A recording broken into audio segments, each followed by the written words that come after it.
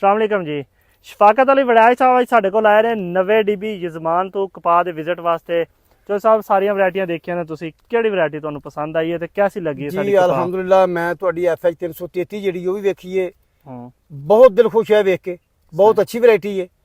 ਹਰ ਜਗ੍ਹਾ ਤੇ ਮੈਂ ਕਈ ਜਗ੍ਹਾ ਤੇ ਵੇਖੀ, ਲੇਕਿਨ ਮੈਨੂੰ ਫਰਕ ਜਿਹੜਾ ਇੱਥੇ ਮਹਿਸੂਸ ਹੋਇਆ ਕਿ ਅਸਲ ਚੀਜ਼ ਮੈਨੂੰ ਇੱਥੇ ਆ ਕੇ ਮਿਲੀ ਹੈ। ਉਸ ਤੋਂ ਬਾਅਦ ਮੈਂ ਤੁਹਾਡਾ ਐਨਾਲ ਦੇ ਪਲਾਟ 'ਚ ਵੇਖਿਆ 666, ਉਹਨੇ ਵੀ ਦਿਲ ਖੁਸ਼ ਕੀਤਾ ਹੈ ਔਰ ਮੇਰਾ ਵੀ ਖੁਦ ਦਿਲ ਕੀਤਾ ਕਿ ਮੈਂ ਬੀ ਇੱਥੋਂ ਲੈ ਕੇ ਜਾਵਾਂ ਔਰ ਆਪਣੀ ਕਪਾਹ ਕਾਸ਼ਤ ਕਰਾਂ।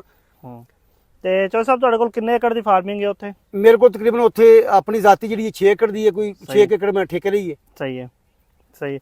ਤੇ ਇਸ ਤੋਂ ਇਲਾਵਾ ਤੁਸੀਂ ਸਾਈਟੋ ਦੇਖੀ ਕਮ ਪਾਣੀ ਵਾਸਤੇ, ਉਹ ਤੁਹਾਨੂੰ ਜੀ ਕਿਵੇਂ ਬਿਲਕੁਲ, ਮੇਰੇ ਕੋਲ ਵੀ 1 ਏਕੜ ਹੈ ਜਿਹਦੇ 'ਚ ਥੋੜਾ ਜਿਹਾ ਪਾਣੀ ਉਹਨੂੰ ਘੱਟ ਚਾਹੀਦਾ ਹੈ, ਉਹ ਰਕਬਾ ਉਸ ਕਿਸਮ ਦਾ ਹੈ।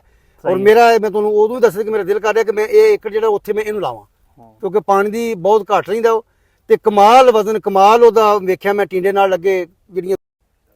ठीक है जनाब, बहुत शुक्रिया। इस तो अलावा कोई भी भाई कपाह वेखना चाहे, कपाह दी नवी वैरायटियां विजिट करना चाहे, बहावलपुर नियर DH साडा फार्म है, एनी टाइम वेलकम। अल्लाह हाफिज़ जी।